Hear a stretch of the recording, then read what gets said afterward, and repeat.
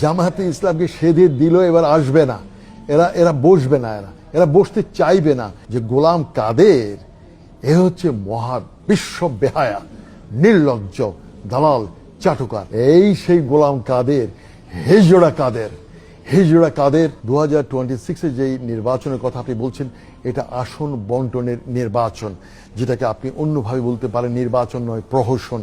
আসন ভাগাভাগি অলরেডি ফাইনালাইজের পর্যায়ে চলে গেছে, চূড়ান্তের পর্যায়ে। জামায়াতে ইসলামকে 80 আসন অলরেডি দেওয়ার জন্যে হাতে পায়ে ধরে বসে আছে। 80 আসন, 80, যেটাকে ইংরেজিতে বলা হয় 80 সিটস। আর চিলড্রেন পার্টি, যেটা ন্যাশনাল চিলড্রেন পার্টি, তাদেরকে 8টা সিট এখনো পর্যন্ত কনফার্ম করে রেখেছে। আর বিএনপিও চাইছে মেজরিটি তারা পাওয়ার নিতে। তবে আবার বলে রাখছি, যিনি ক্ষমতায় আসুন, জামায়াতে ইসলাম, তারা হবে ওয়াচ ডগ। এই ওয়াচ ডগ বলতে অনেকে হয়তো বুঝবে না যে ক্ষমতার পেছনে যে মুগুর যে হাতে থাকা, এই মুগুরধারী হবে জামায়াতে ইসলাম। সুতরাং যারা আসবে 2026-এ, এটা একটা মিক্সড কাইন্ড অফ, একটা মিক্সড একটা কিছু আসবে। আর আমি আগেও বলেছিলাম জামায়াতে ইসলামকে যদি মেজরিটি দিয়েও এবার ক্ষমতায় বসানো হয়, Jamaate Islam is too smart, very smart. Jamaate ইসলামকে সেধে দিল, এবার আসবে না, এরা বসবে না, এরা বসতে চাইবে না।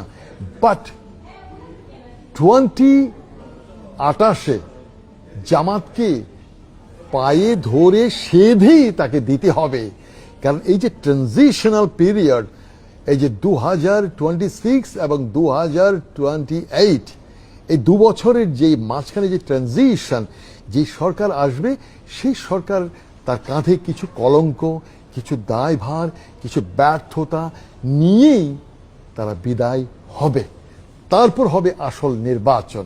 আর এই ট্রানজিশন পিরিয়ড গতবারও হয়েছে, সেই 1980-এ, আপনারা অনেকেই জানেন, 86 থেকে 88, আবার বিএনপির সময় একবার দেখেছেন 1996, তো 6 মাসের জন্য একবার এসেছিল। এইভাবে কিন্তু খণ্ড সময়ের জন্য কিন্তু অতীতেও বিভিন্ন দল ক্ষমতায় এসেছিল। আর আপনি জাতীয় পার্টির কথা বলছিলেন, জাতীয় হেজড়া পার্টি, সেই গোলাম, আমি বলবো এ হলো দাদাদের চাটুকার, নির্লজ্জ একটা বেহায়া। প্রেসিডেন্ট এরশাদের কিছু নৈতিকতা ছিল, যদিও বেশিরভাগ ছিল তার বিশ্ব বেহায়া। আর তার জিন্দা যে ভাইটা আছে, ও ছিল বিশ্ব বেহায়া। আর এই গোলাম, যে গোলাম কাদের, এ হচ্ছে মহা বিশ্ব বেহায়া, নির্লজ্জ, দালাল, চাটুকার। এদেরকে নির্বাচনী অংশগ্রহণ করতে দেয়াও এটা হবে একটা অভিশাপ, রাজনীতির একটা অভিশাপ। জাতীয় পার্টিকে ব্যান করা অত্যন্ত জরুরি। কারণ এই রাজনীতিকে আর কলঙ্কিত হতে দেওয়া যায় না। প্রকাশ্য দিবালোকে এই গোলাম দিল্লি থেকে এসে কি বলেছিল মনে আছে?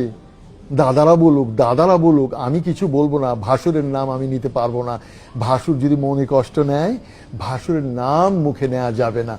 এই সেই গোলাম কাদের, হিজড়া কাদের কখনো আর রাজনীতিতে আসা উচিত না।